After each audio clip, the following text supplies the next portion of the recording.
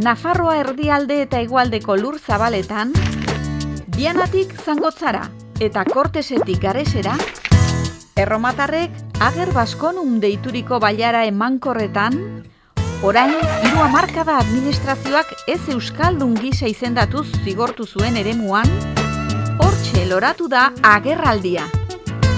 Debeku eta traben gainetik lurralde horretako ehunka-lagunek euskara bultzatu, sustatu, euskararekiko jarrera baikorrak bir sortu eta euskararen alde ari direnak saretzera dator. Agerraldia herrigorari estuki loturik dagoen eta ager eremuko euskaltzalen muin-muinetik sortutako ekinbidea da.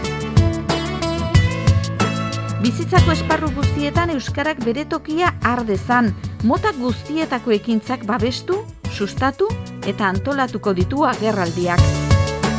Kirol jarduerak, aurrentzako euskarazko ludotekak, formazio jardunaldiak, bertso eskolak, ikerketak, kantaldiak, elkar ezagutza esperientziak, hizkuntza paisaia aldatzeko ekimenak, euskara planak lantegietan, tertulia feministak herriko plazetan. Noski, gainontzeko Euskal Herrietako lagun eta eragileen parte hartzea ezinbestekoa izango da bitartekoak biderkatzeko. Euskara plazara!